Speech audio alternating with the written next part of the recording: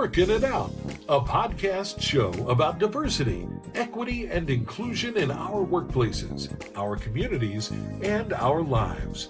A show where we put diversity and inclusion to work. Got problems on the job, we're working it out. Workplace got you stressing, we're working it out. Yeah, we're working it out, working it out, working it out.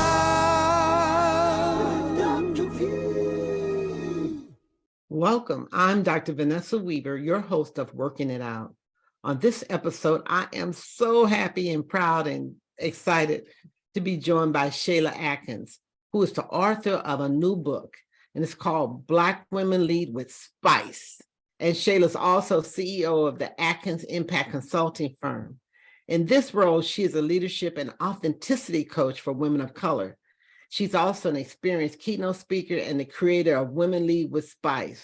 Near and dear to Shayla's heart is unlocking and unleashing the power and talent of women of color in leadership.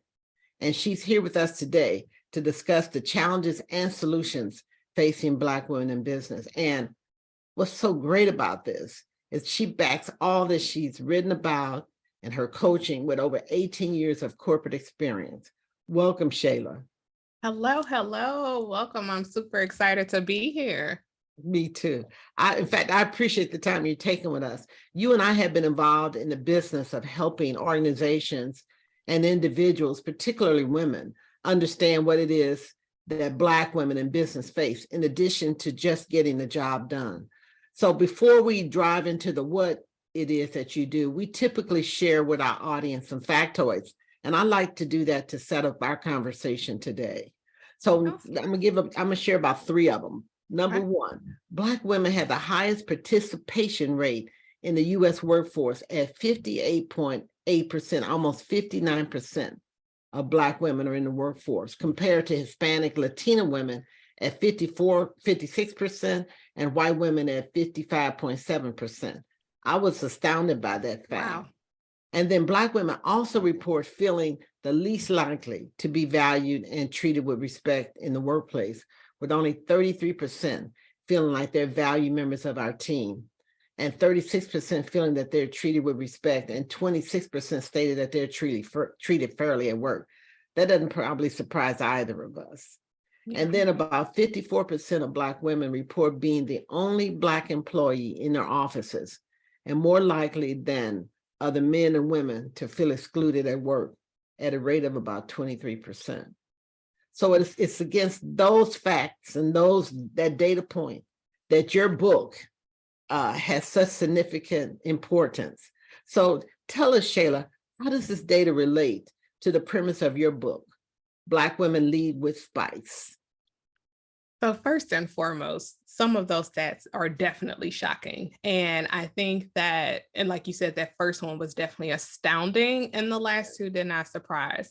And I'm actually going to add one more stat as to connect to the book. And this was something that I personally experienced, is that it has been reported that women suppress up to 65% of themselves in the workplace. Mm-hmm. And for Black women, up to 90% of themselves that they suppress on a daily basis in the workplace. So in addition to the inequities that we face in the business world and in corporate America, there's this own internal battle, right, that we often face as well as suppressing ourselves. So the code switching and the conforming in order to play the game. And that personal lived experience and journey that I went through was the inspiration for this book, on top of the data. So yes, I love data. So I love that you shared that. That was the inspiration for writing this book. So just let me make sure I heard you correctly. And you're saying that 95% of Black women report suppressing aspects of themselves at work, or we suppress 95% of ourselves at work? We suppress up to 90% of ourselves.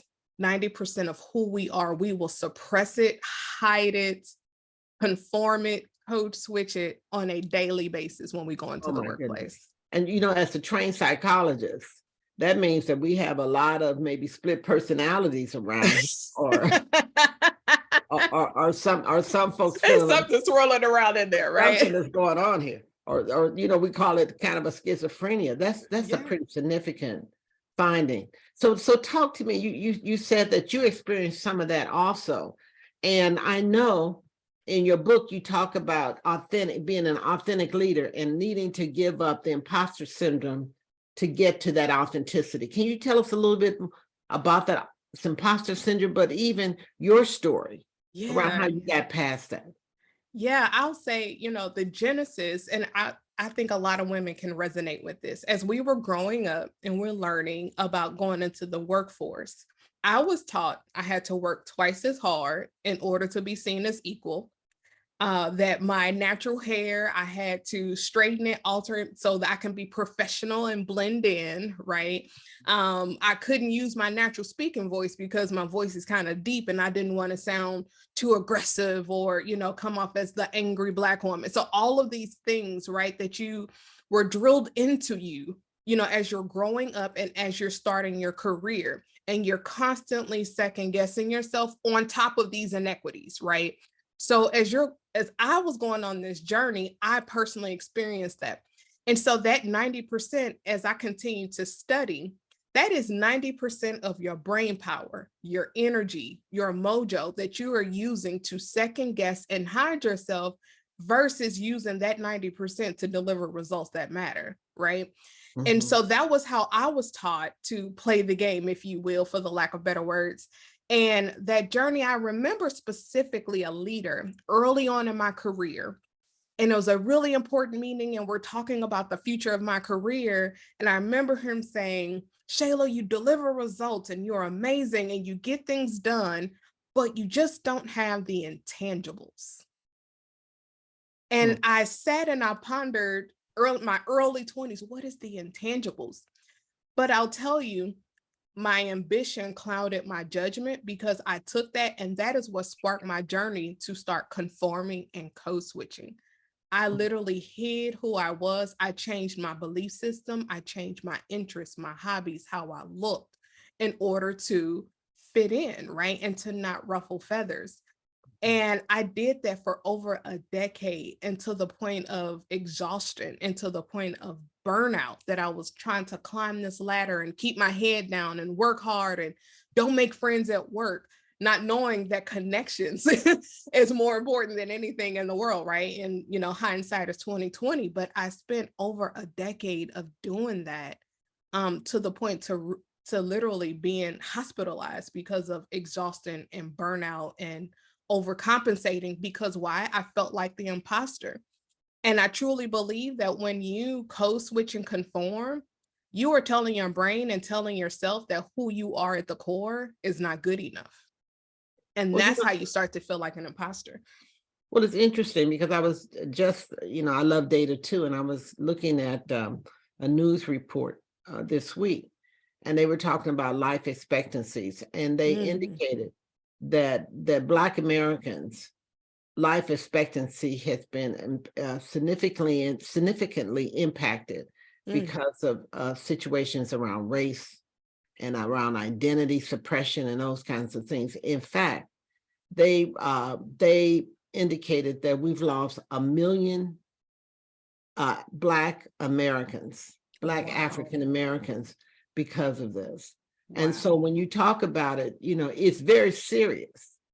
It is. It's not something that, I kind of changed up my personality today and kind of gave me a headache.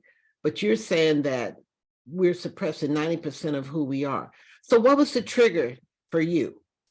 You said that you had adopted that for 10 years. What was your trigger that got you out of that? And I share this in my book. The trigger was when I gave birth to my girls. So I have twin girls. Okay. And I remember like this day, like it was yesterday. And they're babies, and I'm out on maternity leave, and I'm like whispering these affirmations in their ear. And I'm telling them, we want our children to have these better lives than we have, right? So I'm like, go out and take over the world and be yourself. And I realized literally in that moment, I was a hypocrite. that I was telling them to do something that I wasn't capable of doing myself. Oh, wow. And when I tell you, I always say, when I went out on maternity leave, I was a facade. And when I came back, I was fierce. Oh, my goodness. I was fierce. You and were it was fierce. just fierce. I cut my hair. I had my mohawk. I shaved, the sides of my hair. And I started that journey of really becoming me again. But that was the trigger. That was that defining turning moment in my life where I was like, I cannot tell these girls to be who they are and to love the skin that they're in when I don't even know who I am when I look in the mirror. Well, thank you so much. What a story. And thank you for being so open to share that with us. Absolutely. I mean, I'm sitting here my heart is like beating listening to that. So you write this book, S.P.I.C.E, S-P-I-C-E. Yes. What does the S.P.I.C.E stand for? These are the skills, the traits, the habits that I think that Black women, quite frankly, all women of color need to have. And it was reflecting back on that story that I shared where I was told I didn't have the intangibles. And Dr. Weaver, you know this, and we've talked about this. We are taught to overperform, and we put all our eggs in the performance basket. And I had to think about, yes, we have to perform, but there's more to it. And so I believe that you need to have your S, which is your savvy, so your business savvy. And that is the ability to think big picture. Your P is your performance. You do have to perform, right? Your I is your image, but it's really authenticity. This is your authentic personal brand. So I sit a lot with women in this space for a long period of time in this authentic personal brand. You have to be able to communicate effectively, and then you have to expose yourself to new people and to new opportunities. And that exposure one was huge for me because, I'm actually naturally introverted, believe it or not. And so to say, hey, I need to open myself up and to talk to people and to build relationships, and that's what's going to help you succeed, is huge. So that's what S.P.I.C.E means. And it's around, okay, so if I don't have these intangibles, what are the intangibles? But it's all rooted and anchored in being authentic. How do you leverage your perceived shortcomings or challenges to your competitive advantage and use those skills to guide you along that journey? So it's all about being authentic in who you are. Well, as I read your book, I was so excited because, as you know, in my firm, Alignment Strategies, we do a lot of work with the PI model, which stands for the performance, image, and exposure piece. And like you said, P is about what you contribute and how you contribute, and images, what people say about you when you're not in the room, and exposure is who knows you, but more importantly, who cares. And so I was so excited to see the savvy element that you added and the communication, because they're critically important. And if we're like dismissing 90% of who we are, then we're not leveraging savvy. We're not leveraging that kind of panache factor. Yes. How what we do and how we do is stand out and differentiate it. Yes. And then the communication piece is that if we're withholding 90% of who we are, we can't really communicate what we truly believe in because we don't know what that is. Exactly. So it's so those additional elements are so warranted and so important. So you said that you coach a lot around this image piece. So are Black women coming to you to be coached, and why around image? Yeah. So what's interesting is, my book is what I call my love letter to Black women, but I say it's applicable to any woman. And what I'm finding in the coaching, and whether I'm working with individuals or organizations, what I'm finding is that it is applicable to all women, but it is majority of Black women, Latino, Latinx women who are coming to this around this image piece and this authenticity and this authentic personal brand.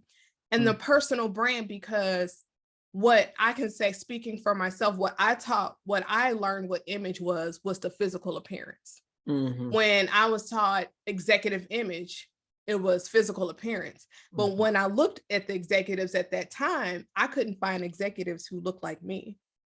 And so when we talk about that representation and how that matters, and so again, back to conforming into this construct of executive image that wasn't designed with women like us in mind, right?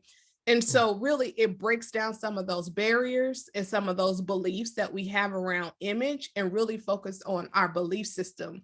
What are our boundaries that we have in our career? For me, I didn't have any career boundaries. I said yes to everything and I burned myself out. I said yes to every role. It's underfunded, it's under resourced, it's just under. I said yes, right? Yeah. But what are those boundaries? What is it that you stand for? And so really that's about your brand, and then being yourself, right? Wear your bright colors, have your nails and have your coils and your curls, and like you, Dr. Weaver, come with all the colors in the jacket, which I am loving, by the way. Thank you. Show your personality, because believe it or not, when I let all that go and I started to be me with my mohawk and my big earrings, my career actually took off. Because I was not that. Well, that was because I stopped second guessing myself. And I stopped and I started to redirect my energy and my brain power into delivering, into building relationships versus hiding. And so I was able to focus on, again, those delivering the results that really truly matter, being intentional about what it is that I started doing and how I showed up as myself, and people respected that. And that was like, okay, I know what she wants. I know what career she wants. She doesn't want this. And now how can I help her get there? And that's when it, started to take off.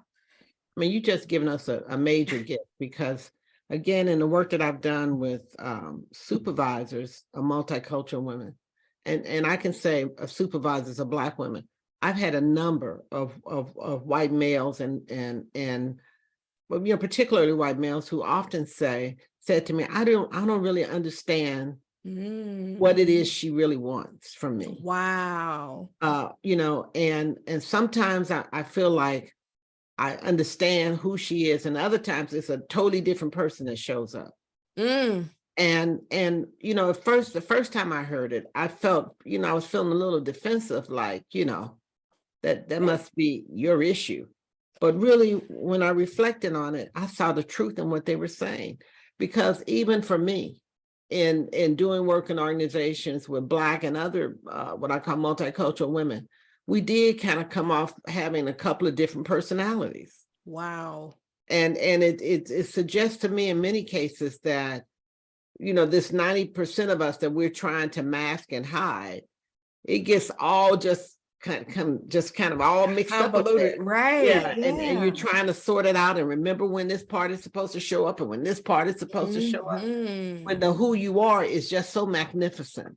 And I think what we often fail to realize, and I was wondering if you picking this up in your coaching and in your book, that we often fail to realize that other people see what we think we're masking. One, I just want to say what you said, the feedback. I hadn't thought about it like that, as far as the leader saying, I don't know what she wants. And sometimes it's that I think that is very profound. And then what I am finding in the coaching, of women, yes, I am picking that up, because that facade is not sustainable. You can only hold it for so long. And for me personally, when I started to get into that exhaustion and burnout, my performance became inconsistent. So, for 6 months, I'm knocking out of the park, and then all of a sudden it drops off. And then maybe, to your point, that other person shows up, right? And what is it that you want? And you're trying to keep, all these different personas and facades straight. And quite frankly, for me, I didn't have a personal brand. My personal brand was say yes to everything and be the go-getter, and to show that I'm a team player and not ruffle feathers. That's what I became known for, unintentional. That wasn't, my intent, but that's what I became known for. So when we aren't true to who we are and establishing what our own personal vision is, it gets convoluted. It gets, confusing, right? And complicated. So, and I'm finding that women, especially high achieving, high performing women, are determined when we ask, what is it that you want to do? Mhm. What do you want to accomplish? Not what someone else wants you to accomplish. And then asking why. And to your point, doing that deep work and doing that self-reflection is where we're starting to peel back some layers and to truly understand what it is that they want to accomplish. Well, one aspect that I love about your book, in Leading with S.P.I.C.E, is that you provide women space in the book to write down their thoughts and reflections. Was that intentional, or I loved it? So why did you provide that kind of space in your book? So honestly, we need our own space. And it was very intentional. And I wanted an opportunity for us as high achieving, we're go-getters, we multitask, and we're moms, and we're business owners, and we're corporate women to pause. Let's reflect. Let's write it out. Let's do some deep inner work on purpose. And it becomes almost like a playbook, and it almost becomes a workbook. And it actually is a teaser into the coaching program, the personal development program called Women Lead with S.P.I.C.E. And it kind of sets the tone and sets the stage that there is some deep inner work that has to go on, because we have to navigate the space of inequities, but we have to navigate it being who we are authentically.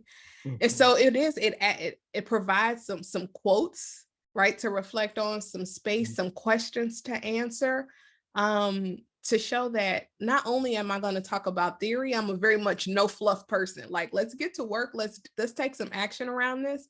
And this is just the beginning, the thought of, and the teaser of taking some of that action. What struck me, as I read your book and listened to you, is that often we compartmentalize our lives, try to, there's the work me and, all that personality, and then there's the personal me and that personality, maybe there's the spiritual me. Excuse me, I just dropped something, so pardon me for that. But we have those, we compartmentalize our lives. And I can't imagine when you have to distort 90% of who you are, and then you in the workplace, and then you think you can go home and be normal, however you define normal. How are women that you're coaching making that transition? I'm all of this somebody here at work, and then I'm gonna flip and I'm gonna be somebody different at home. Is that possible? Only for so long. And as I'm listening to you, I'm again reflecting on my own journey, because that's exactly what I was doing. It was this mask, right? And I joke now when I speak to audiences, and on social media, they call it get ready with me, right? On TikTok, and they show people getting dressed for work and get ready. And I do this thing where I would get ready for work, but my getting ready wasn't just putting on clothes. I had to put this mask on. And it was, okay, straighten my hair, change my voice, change my interest. All right, make sure you're only wearing black or gray. Okay, now make sure that you appear to have it all together, and make sure that you're a perfectionist, because that's the only way to excel and to have this, this concept of Black excellence, right? And to put all of this on, and then you get in the car, right, after you get done work, and you go, okay, let me take all of this off. And then you get home, and I was wondering, why was I not present and engaged in my marriage? Why was I not present and engaged as a mother and with my friends? Because I'm exhausted. Yes. I am exhausted. After hiding 90% of who I am, I'm exhausted. And so it trickles over into our lives, which is why it's this, professional and personal development program, that it's not just like who you are when you show up at work should be who you are when you're at home. And so how do we marry all of those, to your point, we compartmentalize it. How do we marry all of that together so that you can show up and be you and give 100% of yourself at work and at home? Well, what's so great about your book is that you give people permission to do just that, to start the work, to figure that out, to take a moment and realize you're not perfect, and that there's a whole lot of work you need to do with self and the benefits of that. And you provide them a roadmap and a process and a journey to go on an exploration. So I really commend you for that. So let me ask you though, so we got folks here, they're just meeting you and they're going to go out and buy this book, and it's going to be on our website so we can make sure that they know how to get it.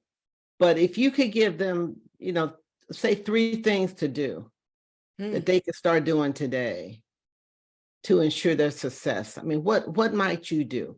What might you tell them, though, those top 3 things to do?